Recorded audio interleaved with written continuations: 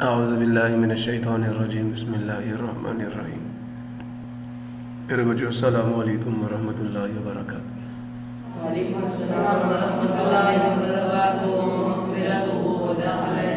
Rabbi इश्रह ली सदरी वयस्सिर ली अमरी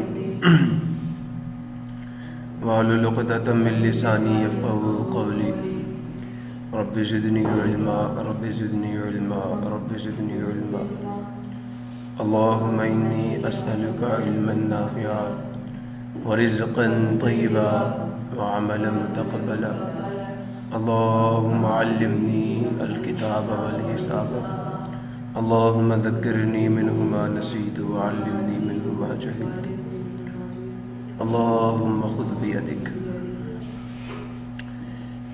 प्यारे बच्चों, आज हम लोग chemistry 9th class chapter number 6, chapter का नाम सॉल्यूशंस है और आज हम बात करेंगे सॉल्युबिलिटी। अब सॉल्युबिलिटी या डिसोल्यूशन के बारे में आप लोगों ने, डिसोल्यूशन तो मैंने बता दिया था ना कि सोल्यूट के पार्टिकल्स का सॉल्वेंट में डिसॉल्व हो जाना। अब ज़रूरी नहीं है कि हर सोल्यूट सॉल्वेंट में क्या हो जाए, डिसॉल्व। ज़रूरी नहीं है कि हर सोल्यूट सॉल्वेंट में क्या हो जाए, डिसॉल्व हो जाए। कब डिसॉल्व होता है, प्रिंसिपल ऑफ डिसोल्यूशन में आपको समझा चुका हूँ, समझाया था ना मैंने। तो बच्चे अब कुछ थोड़ा सा ज़्यादा डिटेल में हम इस चीज़ को पढ़ेंगे कि डिसोल्यूशन यानी सॉल्युबिलिटी क्या चीज़ है। तो बच्चे ये सोल्यूट की वो मिकदार होती है, याद रखना। सुन रहे हो? मैं रिकॉल करवा रहा हूँ, याद कीजिए, रिकॉल याद कीजिए दैट के solution that contains maximum amount of solute in A given amount of solvent at a particular temperature is called the saturated solution. कुछ याद आया कि वो सोल्यूशन जिसमें सोल्यूट की मैक्सिमम ज्यादा से ज्यादा मिकदार मौजूद हो and more amount of solute is you can not be dissolved, उसे हम सैचुरेटेड सॉल्यूशन कहते हैं। At a particular temperature, temperature fixed होना चाहिए, याद आया नहीं यार, इस कॉल्ड सैचुरेटेड सॉल्यूशन। अब बच्चे एक एक्टिविटी आपको दे रहे हैं, सुन रहे हो? Prepare a saturated solution of sodium chloride in 100 gram of water. 100 ग्राम पानी लेने, उसके अंदर खाने के नमक का सैचुरेटेड सॉल्यूशन तैयार कर ले। Take this solution in a pre wet china dish. किसमें? चाइना डिश एक छोटी सी प्याली होती है, छोटी सी प्याली, ठीक है, मिट्टी, चिकनी मिट्टी की बनी हुई होती है। उसके अंदर आपने क्या करना है, प्री वेट मतलब उसका वेट पता होता है, लिखा होता है उसके ऊपर, इसका ये मैस है, इसका ये वेट है, उस पर लिखा हुआ होता है। तो ठीक है, तो आपने क्या करना है, take this solution in pre wet china dish. एक चाइना डिश के अंदर ये सोल्यूशन ले लें, ठीक है, इसकी मखसूस क्वांटिटी ले लें। Place the China dish on the burner and heat it slowly. और चाइना डिश को बर्नर के ऊपर रखकर गर्म करना शुरू करें Aahista Aahista, till water evaporates, यहाँ तक कि पानी क्या हो जाए, उड़ जाए, ठीक है, कंप्लीटली मुकम्मल तौर पर। सुन रहे हो?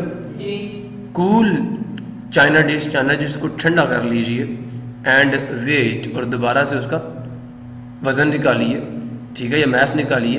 Calculate the mass of sodium chloride present in it.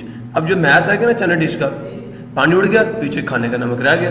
अब जो चाइना डिश है ना, इसका मास, टोटल मैस जो भी आप निकालेंगे उसमें से माइनस करते हैं तो पीछे किसका मैस आ जाएगा, खाने के नमक का मैस आ जाएगा। फॉर एग्जांपल चाइना डिश का जो मैस था वो 35.7 ग्राम्स था, टोटल मैस कितना है, 50 ग्राम्स, ठीक है, ये मैंने सारा बताया हुआ, क्लियर हुआ नहीं हुआ? अब 50 ग्राम में से 35 गया तो बाकी किसका मैस होगा, खाने के नमक का जो पीछे पड़ा हुआ उसके अंदर। क्लियर हुआ नहीं हुआ? सो calculate the mass of sodium chloride present in it. अब बच्चे सैचुरेटेड सॉल्यूशन को आपने फिल्टर किया, चाइना डिश में डाला और पानी उड़ाकर पीछे ये पता कर लिया कि 100 gram of water at room temperature कितना खाने का नमक डिसॉल्व करता है। कितनी बातें, पानी का कितनी मिकदार थी, 100 ग्राम पानी, कितने, किस पे, रूम टेम्परेचर, चलो 25 डिग्री सेल्सियस पर कितनी क्वांटिटी ऑफ सोल्यूट अपने अंदर डिसॉल्व करता है। नहीं समझ आया? इसी को सॉल्युबिलिटी कहते हैं। Solubility of sodium chloride in 100 gram of water at room temperature is 35.7 gram. लो जी, क्लियर हुआ नहीं हुआ? क्लियर हुआ? तो ये उन्होंने निकाल ली। मैंने तो आपको एग्जांपल दी ना कि टोटल 50 आया तो माइनस कर लो, या चाइना डिश का मास अगर ये है, क्लियर हुआ? या चाइना डिश का मास जो है वो 13 ग्राम है या 15.3 ग्राम है, तो 50 ग्राम में से वो निकालो 35.7 ग्राम। तो बच्चे रूम टेम्परेचर जो कि 25 डिग्री सेल्सियस है, उस पर 100 ग्राम पानी में कितने ग्राम खाने का नमक डिजॉल्व होता है? 35.7 ग्राम। इससे ज्यादा डिजॉल्व नहीं होता। Similarly solubility of sodium thiosulphate in 50 gram, सुन रहे हो, is 50 grams per 100 grams of water at room temperature. If we add 60 grams of sodium thiosulfate Na2S2O3, ठीक है, in 100 grams of water at 20 degree Celsius, what will happen? तो आपको पता है उसकी solubility कितनी है? 50 grams in 100 grams। तो 50 आपने कितना डाल दिया? 60, तो 50 क्या हो जाएगा? तो यार अभी पीछे बताया फिर भूल गए। सॉल्युबिलिटी ऑफ सोडियम थायोसल्फेट कितनी है 100 ग्राम वाटर में एट रूम टेम्परेचर? कितनी है भाई? कितनी है? 50 ग्राम पर 100 ग्राम ऑफ वाटर। 100 ग्राम पानी में 50 ग्राम डिजॉल्व हो जाता है 20 डिग्री सेल्सियस पे। आपने क्या किया? 20 डिग्री सेल्सियस पर 100 ग्राम पानी में 60 ग्राम सोडियम थायोसल्फेट डाल दिया, तो क्या होगा? 100 ग्राम पानी उसमें से 50 ग्राम डिजॉल्व कर लेगा, सैचुरेटेड सोल्यूशन बन जाएगा, और 10 ग्राम विल सेटल डाउन, और जो 10 ग्राम होगा वो क्या हो जाएगा? वो पैंदे में बैठ जाएगा। कहां बैठ जाएगा? पैंदे में बैठ जाएगा। क्लियर हो गया? ये है सॉल्युबिलिटी का डेफिनेशन। सुन रहे हो कि what is the definition of solubility, या इसे कहते हैं हल पजीरी। उर्दू में इसका क्या मतलब होता है? हल पजीरी। तो the amount of solute that dissolves in 100 grams of a solvent at a, कितना सॉल्वेंट के 100 ग्राम में सोल्यूट की कितनी क्वांटिटी डिसॉल्व होती है at a particular temperature to form the saturated solution? क्या बनाने के लिए? सैचुरेटेड सॉल्यूशन बनाने के लिए 100 ग्राम सॉल्वेंट में एक पर्टिकुलर टेम्परेचर पर, क्या कह रहा हूं, एक पर्टिकुलर टेम्परेचर पर 100 ग्राम सॉल्वेंट में at a particular temperature solute की कितनी क्वांटिटी डिसॉल्व होती है to form the saturated solution. ये भी डेफिनेशन है। The amount of solute in grams that dissolves in 100 grams of water या 100 grams of solvent at a particular temperature to prepare the saturated solution is called its solubility. तो solubility असल में solute की वो quantity है, solute की quantity. जैसे पीछे उन्होंने क्या बताया कि खाने का नमक 35.7 ग्राम डिसॉल्व होता है कि इसमें 100 ग्राम पानी में रूम टेम्परेचर पे उसका सैचुरेटेड सॉल्यूशन तैयार करने के लिए। तो सोल्यूट की क्वांटिटी जो है ये उसकी सॉल्युबिलिटी है। ये 35.7 ग्राम जो है ये उसकी सॉल्युबिलिटी है 100 ग्राम पानी में, कितने टेम्परेचर पे? रूम टेम्परेचर पे 20 डिग्री सेल्सियस पे। इसी तरह यही डेफिनेशन में कर रहा हूं कि सोल्यूट की क्वांटिटी इन ग्राम्स जो 100 ग्राम ऑफ सॉल्वेंट में at a particular temperature dissolve होके आपको सैचुरेटेड सॉल्यूशन दे दे, तो ये उस टेम्परेचर पे क्या होगी? सोल्यूट की सॉल्युबिलिटी होगी। क्लियर हो गया? Factors affecting the solubility. अब सॉल्युबिलिटी कितनी चीजों पर डिपेंड करती है? तो पहली चीज तो टेम्परेचर आगे डेफिनेशन में मौजूद है, ठीक है। Solubility depends upon following factors. पहली, चलो दूसरी चीज टेम्परेचर क्या दिया, पहली चीज क्या? नेचर। क्या? Nature of the solute and solvent. अब अगर आपका सॉल्वेंट पोलर है, क्या? और सोल्यूट आयनिक कंपाउंड है, तो because of dipole dipole interaction में डिसॉल्व हो जाएगा। हो जाएगा नहीं हो जाएगा? जैसे पानी हाइड्रेशन के जरिए से डिसॉल्व करता है। अब अगर आपका सोल्यूट क्या है? नॉन पोलर, ठीक है, और सॉल्वेंट क्या? पोलर, कभी भी डिसॉल्व नहीं होंगे। जब तक याद रखना हमारी डेली लाइफ में भी हम कहते हैं कि इंसान की दोस्ती वैसे इंसान से होते हैं जो उसकी नेचर का होता है। ऐसा ही है ना, लाइक डिसॉल्व्स लाइक। नहीं समझ आया? आपकी दोस्ती उसी बंदे से होगी जिसकी नेचर आप जैसी है, और जिसकी नेचर आप जैसी नहीं है वैसे कभी भी आपकी दोस्ती नहीं हो सकती, आपकी लड़ाई होती रहेगी। माइंड मैपिंग नहीं होगी ना जिस बंदे के साथ, आपका माइंड जिस बंदे से, आपकी आदत, आपकी खसलतें, आपकी सोच, ठीक है, आपके फ्लेवर, आपका टेस्ट, नहीं समझ आया? जब तक किसी बंदे से नहीं मिलेगा आपकी दोस्ती नहीं होती उसके साथ। क्लियर हुआ? अब देख लें effect of temperature on the solubility. पहली चीज अब हमने पढ़नी है बच्चे, इस ग्राफ को देख लो। सॉल्युबिलिटी क्या? वाटर में ग्राम में सॉल्युबिलिटी, सुन रहे हो? 100 ग्राम पानी में कितने ग्राम आपका सोल्यूट सॉल्व होता है, ठीक है, ये ग्राफ आपको बता रहा है। क्लियर हुआ? और ये टेम्परेचर है, टेम्परेचर के साथ सॉल्युबिलिटी की स्टडी हम कर रहे हैं। अब यहां पे देखें, जो यहां से हमने इधर को जाना है, तो टेम्परेचर इंक्रीज कर रहा है, हमने देखना अगर हम टेम्परेचर को इंक्रीज करते हैं तो ग्राफ नीचे आता है या ऊपर जाता है। अब अगर ग्राफ टेम्परेचर को इंक्रीज करने से ऊपर जाता है तो मतलब स्लोप क्या? पॉजिटिव है। और अगर आप नीचे आता है स्लोप क्या? नेगेटिव है। और अगर ग्राफ ना ऊपर जाता है ना नीचे जाता है स्लोप क्या? 0 है। अच्छा मुझे ये बताओ, अगर स्लोप पॉजिटिव है तो इसका मतलब सॉल्युबिलिटी इंक्रीज हो रही है, डिक्रीज हो रही है? स्लोप हाँ इंक्रीज हो रही है। अब जिन जिन का ग्राफ ऊपर जा रहा है उन तमाम की सॉलिबिलिटी टेम्परेचर के इंक्रीज होने से इंक्रीज हो जाती है, तो मैक्सिमम की इंक्रीज ही हो रही है। ऐसा ही है ये देखिए भाई, ये दो हैं जो थोड़ा सा ट्रेंड से हट गए हैं, ठीक है। KNO3 की भी, ये पोटाशियम नाइट्रेट है, ये NO3 नाइट्रेट रेडिकल है, इसकी वैलेंसी 1 होती है और पोटाशियम की भी 1 होती है, तो KNO3, ठीक है। ये क्या, सोडियम नाइट्रेट, आप समझ आए, इसको नाइट्रेट पढ़ते हैं, sodium nitrate, potassium bromide, ammonium chloride, सुन रहे हो, सोडियम सल्फेट, खाने का नमक NaCl। अब गौर से देखो, सिर्फ ये ग्रीन कलर की लाइन टेम्परेचर बढ़ने से कहाँ आ रही है, नीचे आ रही है, इसकी स्लोप नेगेटिव है, मतलब जो टेम्परेचर बढ़ेगा इसकी सॉलिबिलिटी डिक्रीज करेगी। समझ आया नहीं यार, जब जो टेम्परेचर कम होगा इसकी सॉलिबिलिटी इंक्रीज करेगी। और ये खाने का नमक क्या, ना इसका ग्राफ ऊपर जा रहा ना नीचे जा रहा, मतलब इसकी सॉलिबिलिटी टेम्परेचर के इंक्रीज या डिक्रीज होने से इफेक्ट नहीं होती। तो कुछ, अब देखो आप गर्म सालन में भी खाने का नमक डाल दो डिजॉल्व हो जाता है, ठंडे पानी में चीनी डालो डिजॉल्व कम होती है, ज्यादा नहीं होती। पानी गर्म करके डालोगे जल्दी डिजॉल्व हो जाती है। वजह क्या, क्योंकि चीनी की सॉलिबिलिटी टेम्परेचर के इंक्रीज होने से इंक्रीज होती है। तो मैक्सिमम ट्रेंड यही है, ठीक है। तो इफ यू ऐड, अगर आप क्या करते हैं, डाल दें 34.7 grams of KCl potassium chloride to 100 grams of water at room temperature, it will dissolve, वो हल हो जाएगा। If you add more than this KCl at 20, it will not dissolve, जो ज्यादा होगा वो डिसॉल्व। तो इसका मतलब यह KCl की रूम टेम्परेचर पे जो सॉलिबिलिटी है 34.7 ग्राम्स है इन 100 grams of water. However, if you increase the temperature, it will readily dissolve. अब टेम्परेचर इंक्रीज करेंगे तो क्या होगा, वो डिसॉल्व हो जाएगा, KCl क्या हो जाएगा, डिसॉल्व हो जाएगा। समझ आया नहीं है, इसका मतलब टेम्परेचर इंक्रीज करने से सॉलिबिलिटी क्या हो गई है, इंक्रीज हो गई है। Keep on adding KCl more and more and increase the temperature, we will observe that 56.7 grams of KCl dissolves in 100 grams of water at 100 degrees Celsius।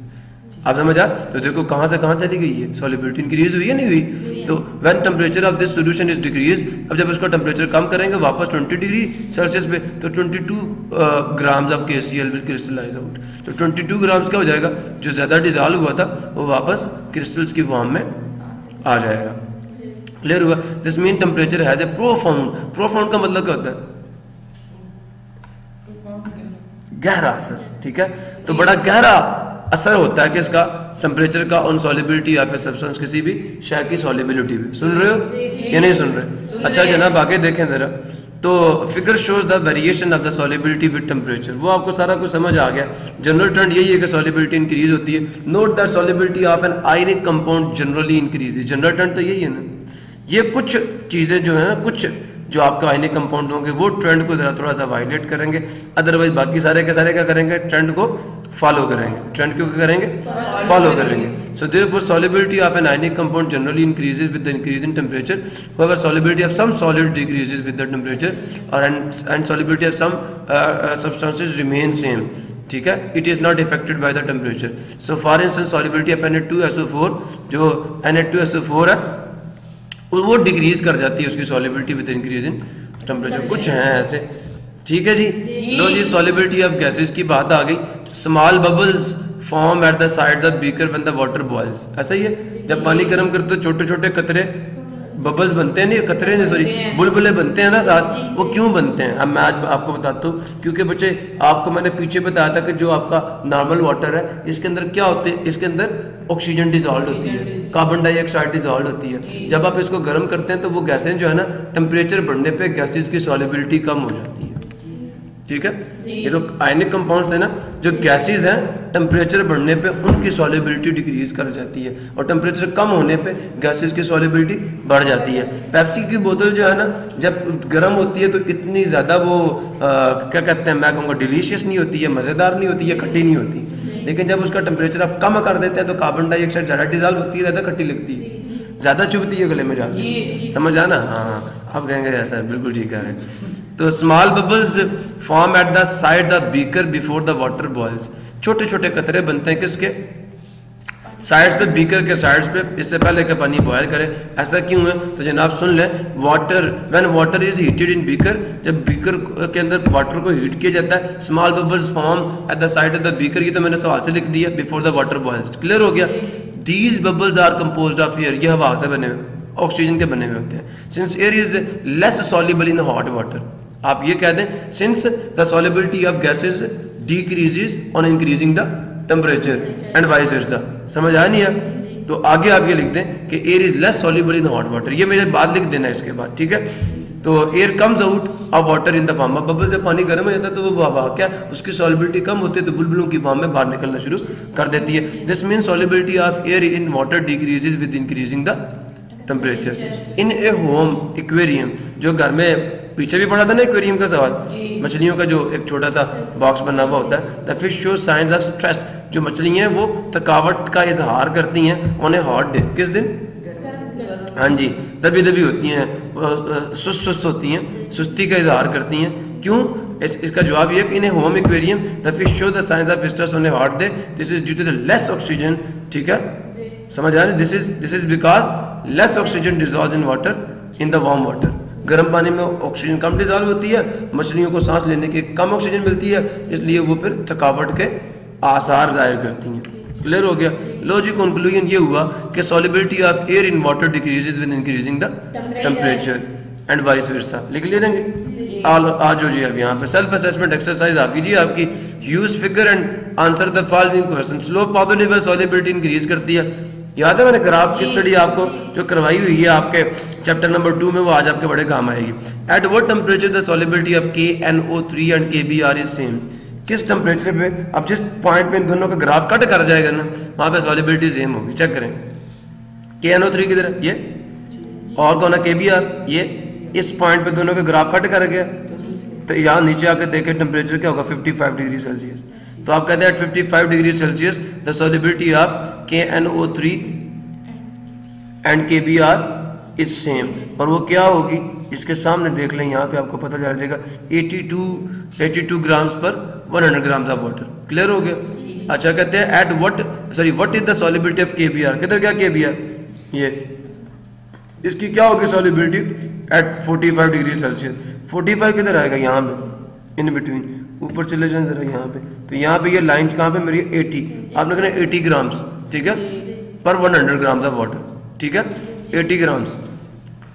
अच्छा, which is greater at 40 degree Celsius, the solubility of NaNO3 और solubility of KBr। अब 40 degree Celsius पे देखें किसका graph ऊपर जा रहा है, KBr किधर है, NaNO3 किधर है, पहले तो ये बताएं। ये देखें ग्राफ ऊपर चले जाएं, ये NaNO3 का ग्राफ है, इसकी सॉल्युबिलिटी 100 ग्राम के अप्रोक्सीमेटली करीब है, और दूसरा किधर है जी, KBr कहाँ पे? नीचे, तो उसकी सॉल्युबिलिटी कम है, ग्राफ नीचे है ना, तो आपने कहना था graph shows the because the graph of the KBr is below the graph of NaNO3, so therefore the solubility of KBr is smaller. 40 degree Celsius पे KBr की जो सॉल्युबिलिटी है वो 80 approximately 80 grams in 100 grams of water है, और जो NaNO3 है उसकी सॉल्युबिलिटी अप्रोक्सीमेटली 98 ग्राम्स है। क्लियर हुआ? नहीं हुआ? Identify from the graph the compound whose solubility is little affected with the increase in temperature. कहता है निशानदेही करें ग्राफ से उस मरकब की जिसकी सॉल्युबिलिटी बहुत कम क्या होती है, अफेक्टेड, जिसकी सॉल्युबिलिटी पे बहुत कम असर पड़ता है, ठीक है, with the increase in temperature. तो भाई वो NaCl ही है, इसकी सॉल्युबिलिटी पे कोई फर्क नहीं पड़ता, तो आपने कहना है NaCl, कहना यहाँ पे the solubility of NaCl, the solubility of NaCl is little affected by with the increase in temperature, it remains constant। समझ आ गया जनाब? अली लास्ट टॉपिक आपका ये है कि सॉल्यूशन क्या है, कोलाइड क्या है, और सस्पेंशन क्या होती है। क्लियर हो गया? लो जी अल्लाह वालो, डेफिनेशन ये है सॉल्यूशन की जी, ये homogeneous mixture in which particles or molecules or ions are distributed evenly, वो यकसा तौर पर क्या होते हैं, मुनक़सिम होते हैं, फैले हुए होते हैं through out the surrounding fluid, किसके अंदर, जो उसके इर्द गिर्द का फ्लूइड है उसके अंदर यकसा तौर पर, जैसे हवा में ऑक्सीजन हर जगह यकसा है, ठीक है। प्रॉपर्टीज ऑफ सॉल्यूशन क्या है, समझ आ गया?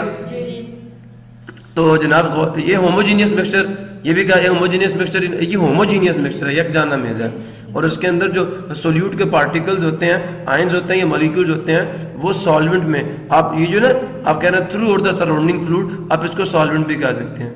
एक ऐसा सोल्यूशन जिसमें सोल्यूट के पार्टिकल्स जो होते हैं वो सॉल्वेंट में इवनली डिस्ट्रीब्यूटेड यकसा तौर पर क्या होते हैं, हाल हुए होते हैं, मुनकसिम होते हैं, फैले हुए होते हैं, ठीक है, इस कॉल्ड सॉल्यूशन। प्रॉपर्टीज क्या है, साइज ऑफ द पार्टिकल, अब ये पहली प्रॉपर्टी है, size of the particles are between 0.1 to 1 nanometer, Therefore these particles cannot be seen with the naked eye. अब पार्टिकल का साइज ही बहुत छोटा होता है, इसलिए आपको आपकी चीनी जब आप पानी में डिजोल्व करते हैं तो उसके पार्टिकल्स आपको नजर नहीं आते क्योंकि उनका साइज ही बहुत छोटा होता है। ठीक है, therefore these particles cannot be seen by the naked eye. Ordinary microscope and electron microscope से नजर नहीं आते। These particles can pass through the ordinary and ultra का मतलब होता है ऐसा फिल्टर पेपर जो बहुत छोटे छोटे जर्रात को भी छान लेते हैं। ठीक है, अल्ट्रा फिल्टर पेपर से भी, इसे वैसे चमड़े की झिल्ली से भी पास कर जाता है, इसको ये कहते हैं। A solution is unable to scatter light. अब जो सोल्यूशन होता है वो लाइट को स्कैटर नहीं करता, लाइट उसके अंदर से यूं ही जाती है। अब मैं इसके लिए एक छोटा सा एक्सपेरिमेंट आपको दिखाना चाहता हूँ। अगर आपने वो देख लिया तो आपको मेरे ख्याल में बात बड़ी अच्छी तरीके से समझ ये ले।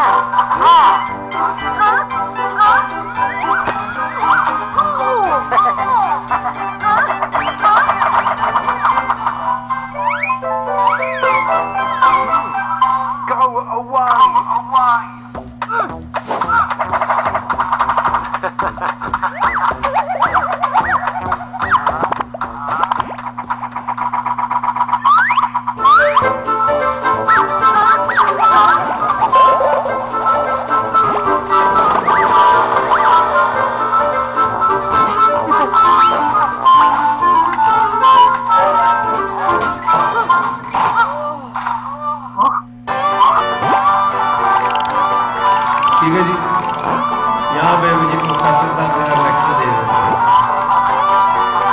Let us understand this example of an activity, but I want the football.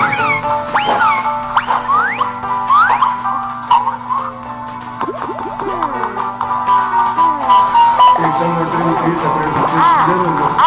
अब उसको शुगर खाने का मैं बता था। इसको लेमोनाइड भी नहीं है, मतलब कैन यू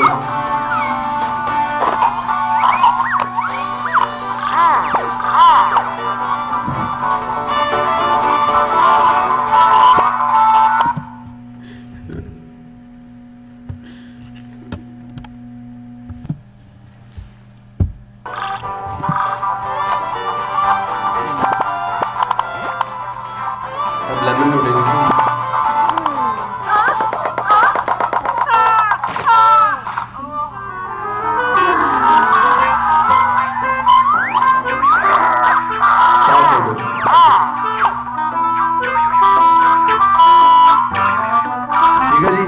दूसरी एक्टिविटी हो गई। तीसरे में आपने क्या डाल दिया, दूध डाल दिया, कच्ची लस्सी बना दिया। ये 3 एग्जांपल्स आपको मिल गए।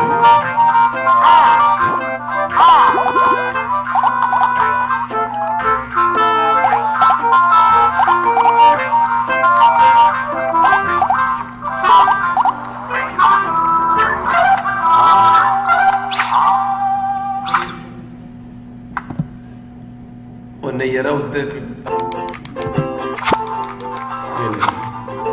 अब ये आप देख लीजिए बताने का।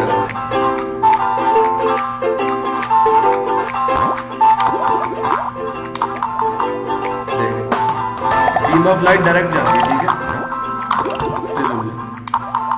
ठीक है, डायरेक्ट है beam of light through each week, इसको देख लीजिए। The particles of sugar have completely disappeared in the mixture. नजर आ रहे हैं आपको? Such a mixture is called homogeneous mixture. Homogeneous means consists of uniform, ठीक है, consistent or uniform.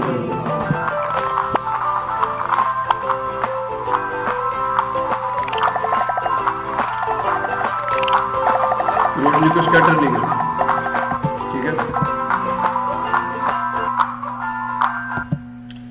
ठीक है, तो hence we are unable to see the light inside the moving solution.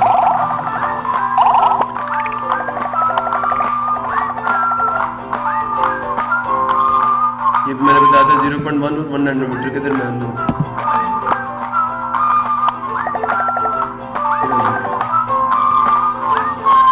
इसमें चाक डाला था, अब आपको पार्टिकल्स नजर आ रहे हैं, रेड भी डाल दे तो नजर आएंगे। Such a mixture is called heterogeneous mixture, के जो आपका मिक्सचर है वो दो डिफरेंट फेजेस पे मुश्तमिल है, उसके कंपोनेंट्स विजिबली डिफरेंट है। Heterogeneous means non uniform. अब देखें ये रोशनी का पाथ आपको नजर आ रहा है, ये लाइट को स्कैटर कर रहा है, ठीक है, लाइट स्कैटर होती है, ठीक है जी। तो light directed to the second beaker, here the path of the light is visible inside the heterogeneous mixture.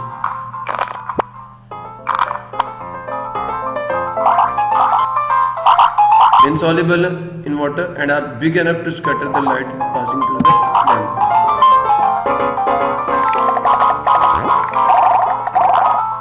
Such a mixture is called suspension. ठीक है, इसे टेंडल इफेक्ट कहते हैं। Such a particle suspension is usually larger than 1000 millimeters.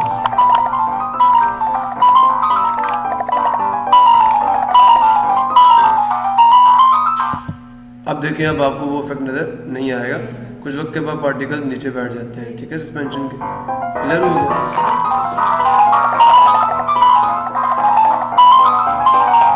Third mixture था दूध वाला, तो path of light is visible to the mixture.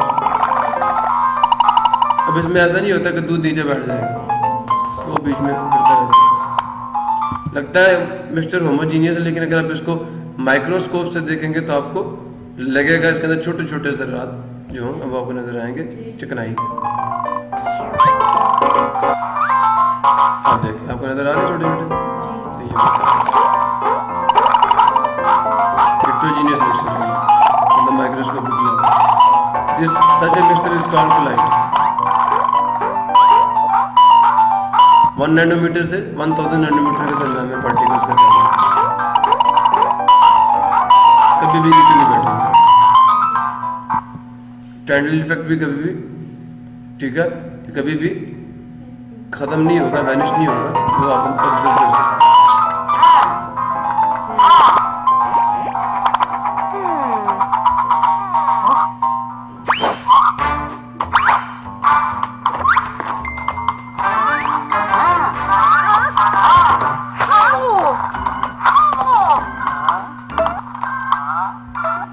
ठीक है जी, सो ये आपके पास आ गया एक बहुत अच्छी सी एक्सप्लेनेशन आपके पास आ गई है, जब बच्चे बाहर देख के सोचो यहाँ तक किसी को मसला हो। अच्छा, तो बच्चे जो सॉल्यूशंस होते हैं वो अनेबल होते हैं to scatter the light. Clear हो गया? अब जनाब comparison of the solution suspension and colloid हम कर रहे थे। In winter we often observe fog. Fog क्या कहते हैं? धुंध होती है ना, धुंध। Fog consist of finely divided or very small droplets of water suspended in air. अब ये जो पानी के ड्रॉपलेट्स होते हैं बच्चे, ये क्या होते हैं? हवा में मौलिक होते हैं, ना नीचे जाते हैं ना ऊपर जाते हैं, वहां पे खड़े रहते हैं। ठीक है, जब ये नीचे आने की कोशिश, जैसे पर होता है ना, पर जब वो नीचे आने की कोशिश करते तो वो बड़ा आस्ता आस्ता आस्ता आस्ता आस्ता आस्ता नीचे आ। क्यों? क्योंकि जो पर है उसका वेट हवा की जो रेजिस्टेंस है, जो फ्रिक्शन है, ठीक है, उसके बराबर आ चुका होता है। तो फिर उसकी जो वेलोसिटी होती है, जैसे पैराट्रूफर की वेलोसिटी कांस्टेंट हो चुकी होती है ना, तो कांस्टेंट वेलोसिटी तक बहुत स्लोली नीचे आ रहा होता है। सिमिलरली जो फॉग है, ये पानी के छोटे छोटे ड्रॉपलेट्स हैं जो हवा में बहुत ही आहिस्ता आहिस्ता नीचे आ रहे होते हैं। उनका वेट हवा के फ्रिक्शन के बराबर आ चुका होता है और वो कांस्टेंट वेलोसिटी से नीचे और बहुत तेजी से नहीं नीचे आ रहे होते। ठीक है, तो suspended particles in the fog scatter light. अब जो धुंध है वो क्या करती है? रोशनी को स्कैटर करती है, फैलाती है। समझ है? तो ये जैसे कभी आपने देखा होगा कि गाड़ियां जब धुंध पड़ती है तो क्या करते हैं? अपनी हेडलाइट्स गाड़ियों वाले जला देते हैं। Fog consist of finely divided droplets of water suspended in air. Fog scatter light from the headlights of an automobile. You might have observed that sunlight shining through a window is scattered by the dust particles. ये जो storms आते हैं इससे भी जो है वो रोशनी scatter हो जाती है। ये फिगर्स आप देख सकते हैं। तो बच्चे fog and dust particles suspended in air are colloids. ये क्या होते हैं? ये कोलाइड्स होते हैं। क्लियर हुआ? तो colloids differ from the solution in scattering light. सीधा फिगर, सॉल्यूशन स्कैटर नहीं करता, कोलाइड स्कैटर करता है, ठीक है। और जो सस्पेंशन है वो ज्यादा स्कैटर करती है, और सस्पेंशन उस वक्त तक स्कैटर करती रहती है जब तक ये पार्टिकल्स नीचे ना बैठ जाएं, ठीक है। और कोलाइड स्कैटर करता रहेगा। क्लियर हो गया जनाब? कोलाइड की डेफिनेशन ये है, heterogeneous mixture of tiny particles of a substance dispersed through a medium is called collide। Clear हो गया? प्रॉपर्टीज ऑफ कोलाइड क्या? Apparently a colloid looks homogeneous like solution, ठीक है। लगता है कि वो होमोजेनियस है, एक जना, लेकिन जब आप उसका माइक्रोस्कोपिक मुताला करते हैं तो वो फिर आपको नजर आता है। In a colloid dispersed phase is like solute. Clear हो गया? जो उसके अंदर फैली हुई एक फेज है वो लाइक सोल्यूट होती है इन the solution, and dispersion medium is like the solvent. और जिस मीडियम में वो फैली हुई होती है वो एज ए सॉल्वेंट काम करते हैं in the solution. So colloid are generally opaque. ये क्या होते हैं? उनसे रोशनी pass, but some are transparent as well, कुछ ट्रांसपेरेंट भी होते हैं। The size of the colloid particles is from 1 to 10 raised to the power 3, मतलब 1 से 1000 नैनोमीटर तक होता है। These particles can only be seen under the electron microscope. Clear हो गया? कोलाइड कैन स्कैटर लाइट, ठीक है। मिल्क है, ये भी कोलाइड है। बटर कोलाइड है, चीज कोलाइड है, जैम कोलाइड है, जेली कोलाइड है, हलवा कोलाइड है, मायोनीज कोलाइड है, are other examples of colloids. Clear? You will learn about more about the colloids in grade 11. Mix a small quantity of sand in a glass of water. We will observe sand particles remain suspended at first and then gradually they will settle down to the bottom. The suspension is a heterogeneous mixture containing particles large enough to be seen with the naked eye and clearly. तो क्या? A heterogeneous mixture containing particles large enough to be seen with the naked eye and clearly distinct from the surrounding fluid. अब जो fluid होता है, जो जिस medium में वो scattered होते हैं, वो आपको पानी अलग नजर आएगा, रेत अलग नजर आएगी। It's called the suspension। समझ आ गया? तो a heterogeneous mixture of undissolved particles in a given medium is called the suspension. Properties of suspension क्या है कि particles of the suspension are bigger than 1000 nanometer and cannot pass through ordinary filter paper। आम filter paper से भी filter नहीं हो सकते because of their large size they can scatter light like colloids। ये colloids की तरह रोशनी स्कैटर कर सकते हैं। अब ये कंपैरिजन है, सबसे पहला फर्क पता है किस चीज का? किस चीज का? डेफिनेशन का फर्क है। ये होमोजीनियस है, ये हेटेरोजीनियस है, ये भी हेटेरोजीनियस है। दूसरा फर्क साइज का है, याद रखोगे। ये 0.1 to 1 नैनोमीटर है, ये 1 to 1000 है, और ये 1000 से बड़ा है। समझ आ गया? तो particles size vary from 0.1 to 1 nanometer. Particle size is greater than, ये सस्पेंशन मैंने पहले लिख दिया, कोलाइड मैंने, तो ठीक है, लाइस, ठीक है, इज वेरी बिटवीन, ठीक है, या फ्रॉम 1 to 1000 नैनोमीटर। अच्छा, particles are invisible by the naked eye in the solution, ठीक है। ऑर्डिनरी माइक्रोस्कोप या इलेक्ट्रॉन माइक्रोस्कोप से भी नजर नहीं आते। Particles are visible by the naked eye in the suspension, but particles are invisible by the naked eye and in ordinary microscope, ठीक है। ऑर्डिनरी माइक्रोस्कोप में भी नजर नहीं आते, बट इलेक्ट्रॉन माइक्रोस्कोप जो उसके नीचे नजर आ जाते हैं। Particles can pass through the ordinary as well as ultra filter. कोई चीज इसको फिल्टर नहीं कर सकती।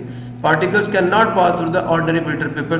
Particles can pass through the ordinary filter paper but can not pass through the ultra filter paper. Ultra filter paper का ये चमड़े की एक झिल्ली होती है जिसके अंदर से आप इसको फिल्टर करते हैं, तो क्या होता है, चमड़े की झिल्ली से ये पास नहीं हो सकते, उस पर रह जाते हैं। अब पहला क्या था? Definition, size. अब विजिबिलिटी की वजह से, ठीक है, विजिबल है या नहीं, तो विजिबिलिटी का फर्क आ गया। अब बच्चे ये क्या आ गया? फिल्ट्रेशन का फर्क है। किसका फर्क है? फिल्ट्रेशन का फर्क है। कौन सा किससे फिल्टर होगा? और can not scatter light solutions जो हैं ये दोनों स्कैटर कर सकते हैं लाइट को। Scattering of light, visibility, scattering, इस तरह आप इनके ना हर पॉइंट के नाम रख लें। तो ये नाम पहला क्या डेफिनेशन है, दूसरा साइज है, तीसरा विजिबिलिटी है, चौथा फिल्ट्रेशन है, और पांचवा स्कैटरिंग ऑफ लाइट है। यही था पीछे, ये देख लें। तो ये 5 फर्क आपने लिखने हैं। अब medicine bottles had to be shaken before use by, तो मैं सुना रहा हूँ जी, मैं सुना रहा हूँ। तो जनाब लतीफ़ा ये है कि एक दफा ना एक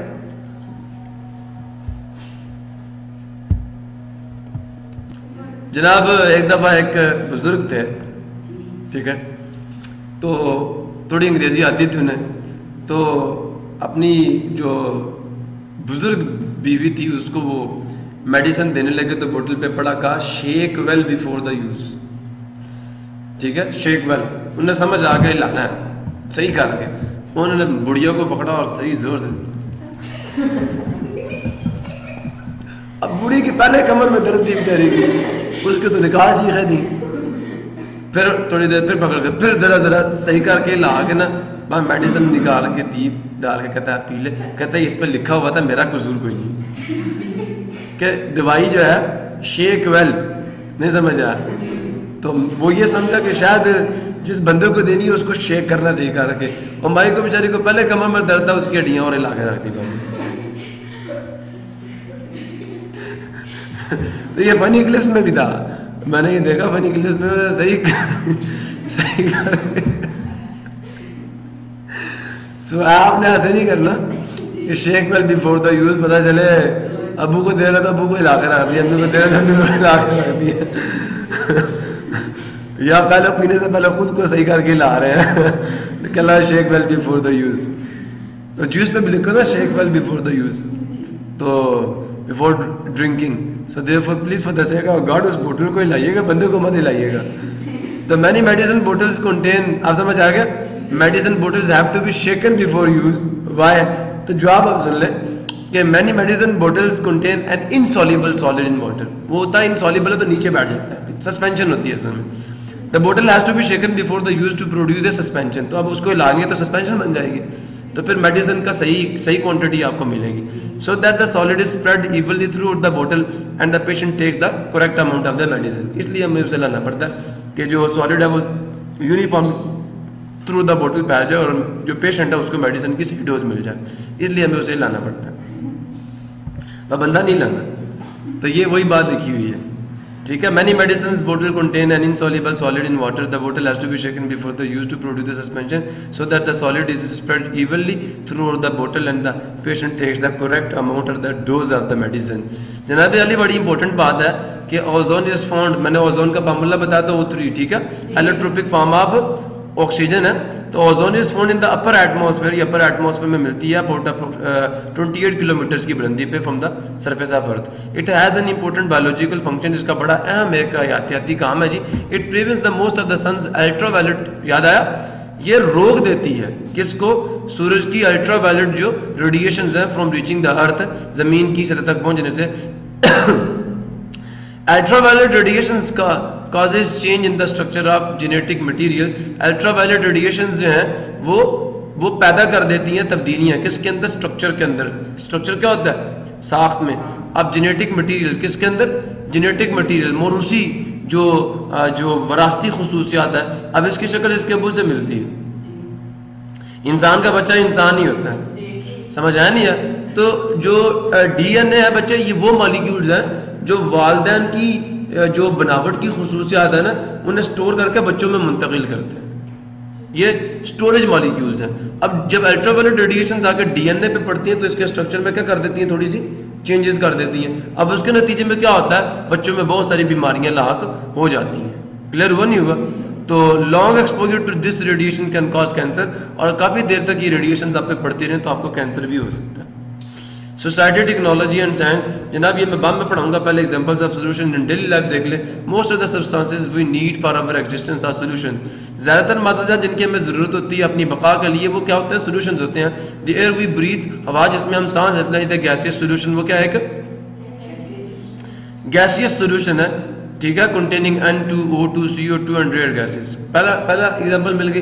दूसरा, water we use for drinking, cooking and washing is not pure, it contains dissolved gases and many minerals that are essential for our health. In fact natural water is a liquid solution, beverages, vinegar, soft drinks are liquid solutions, for example tea भी एक solution है। Clear हो गया? Commercial products such as window cleaners, ये भी solutions हैं। Sanitary cleaners, जो आप वॉशरूम वगैरह धोने के लिए इस्तेमाल नहीं करते, क्लीनर्स। शैम्पू भी एक मिक्सचर है, सॉल्यूशन है। गैसोलीन भी एक मिक्सचर है, कैरोसिन मिट्टी का तेल भी एक मिक्सचर है, डीजल भी एक मिक्सचर है, और also liquid solutions. Most medicines are dispensed in solution form, ठीक है। तो ज़्यादातर जो मेडिसिन होती हैं वो भी डिस्पेंस की जाती हैं, दी जाती हैं किस फॉर्म में, सॉल्यूशन फॉर्म में। पानी के साथ ही गोलियां खाते हो ना, मेडिसिन की बात कर रहा हूँ, पता चले पिस्टल की गोलियां पानी के साथ खा रहे हैं। आगे चलूं, we also use many solid solution in our daily life. बहुत सारे सॉलिड सोल्यूशन हम यूज करते हैं। Gold is solid solution of gold containing some copper, brass and steel use for making the utensils, जो कि आपके बर्तन है, musical instruments, buses, cars, trains etcetera are solid solutions of metals that are called the alloys. Clear हो गया। आगे चलें, parts of aeroplane, aeroplane के जो हिस्से होते हैं are made of solid solutions of metal such as aluminium and magnesium. Aluminium magnesium के अलॉयज है जो आपके एरोप्लेन आप उनके पार्ट्स को बिल्ड करते हैं। Dental fillings are liquid solutions of metals in mercury. Okay जनाब, यही बातें इन्होंने यहाँ पे लिखी हुई है। Most of the substances we need for our existence. Clear हो गया। अगर नहीं समझ आया दोबारा मुझसे पूछ लें। ओके, इसी के साथ आज का लेक्चर क्लोज करते हैं। मिलेंगे नेक्स्ट लेक्चर में, तब तक के लिए अल्लाह हाफिज़। पाकिस्तान जिंदाबाद।